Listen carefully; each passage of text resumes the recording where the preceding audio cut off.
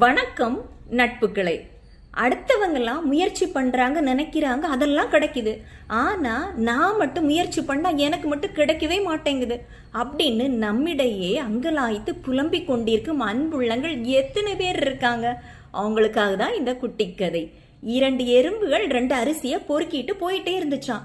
போற வழியில ஒரு கேப் இருந்துச்சான். அந்த கேப்பை தாண்டி போக முடியாம ஒரு எறும்பு அந்த அரிசியை அங்கே போட்டுட்டு அந்த முயற்சியை அப்படியே கைவிட்டுட்டு திரும்பி போயிட்டான். இதை என்ன ஒரு எறும்பு கவனிச்சுட்டே இருந்துச்சான். நாமும் அந்த கேப்பை தாண்டி போக முடியாதோ, அந்த முயற்சியை அப்படி கைவிட்டுறலாமா அப்படின்னு யோசிக்காம அந்த கேப்பை தாண்டி எப்படி போறது அப்படின்னு யோசிச்சான்.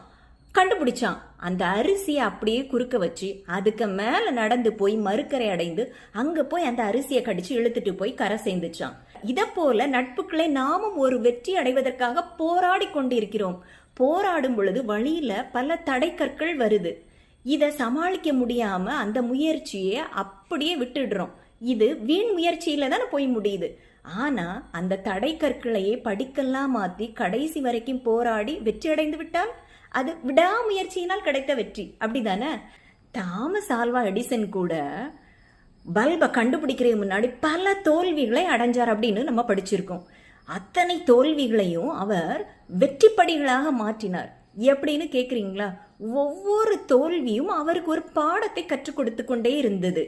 என்ன தவறு பண்ணக்கூடாது அப்படின்னு ஒவ்வொரு தோல்வியிலும் அவர் ஒரு பாடத்தை கற்றுக்கொண்டார். ஒவ்வொரு தோல்வியையும் வெற்றி படிகளாக அமைத்துக் கொண்டார். அதனால தான் கடைசியா அவருக்கு வெற்றி கிடைத்தது. அதனால நட்புகளை நாமும் விடாமுயற்சியை கை கொண்டு வாழ்வில் பல சாதனைகள் அடைந்து வாழ்க்கையில் வாழ்ந்துத்தான் காட்டுவோமே.